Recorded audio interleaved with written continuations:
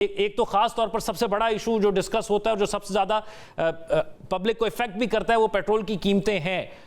आलमी मंडी में पेट्रोल की कीमतें कम हुई हैं, उसको देखते हुए आपको क्या लगता है कि इस वक्त पाकिस्तान के अंदर मौजूदा पेट्रोल और डीजल की कीमत क्या होनी चाहिए थी? क्योंकि आज भी कमी की जा रही है कुछ कीमतों के अंदर, तो वो जस्टिफाई है, वो पैरेलल है उसके? देखिए, आपको मुख्तसर सी तारीख बता देता हूँ। 2022 पिछले 4 साल 2022 में जो आलमी मंडी में ब्रेंट की कीमत है उसमें तकरीबन 35% इजाफा हुआ है, और पाकिस्तान के अंदर जो पेट्रोल की कीमत है उसमें तकरीबन 125% इजाफा हुआ है। तो एक तो हुकूमत जो हमें क्लेम करती है कि पाकिस्तान में जो पेट्रोल और डीजल की कीमत है वो नथी कर रखी है आलमी मंडी के साथ, वो अगर पिछले 4 साल में आप देखें तो उनमें आपस में कोई ताल्लुक नहीं।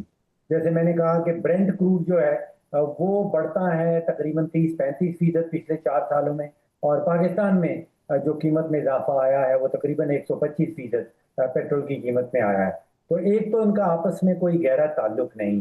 दूसरा, जब भी पेट्रोल और डीजल की कीमत की बात होती है तो मैं अपने हमसाया ममालिक में देखता हूँ, जिसमें चीन है, भारत है, बांग्लादेश है। अब ज़ाहिरी बात है कि चीन, भारत, बांग्लादेश, पाकिस्तान सभी जो हैं चारों ममालिक जो हैं वो आलमी मंडी से ही तेल खरीदते हैं, और आलमी मंडी में एक कीमत चल रही होती है। लेकिन मैंने देखा कि बांग्लादेश में जो आलमी मंडी का बोझ था वो सिर्फ तकरीबन 16% अवाम के ऊपर जो है वो मुंतकिल किया गया, और कोई 80-85% जो है वो वहाँ पे एक बहुत बड़ी तेल की कंपनी है, बांग्लादेश पेट्रोलियम कहलाती है, उसकी बैलेंस शीट के ऊपर डाल दिया गया। इसी तरह भारत में जो है वो जंग से पहले और जंग के बाद की जो कीमत है उसमें तकरीबन 5 रुपए फी लीटर का फर्क है, इजाफा है। पाकिस्तान के अंदर हमने कोई 155 रुपए फी लीटर जो है वो पेट्रोल की कीमत बढ़ा दी।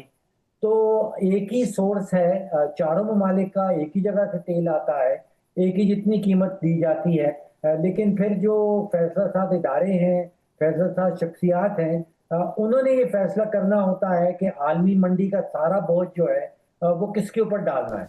वो अवाम के ऊपर डालना है या कोई कॉर्पोरेट बैलेंस शीट के ऊपर डाला जा सकता है, कोई मुतबादिल तरीका है।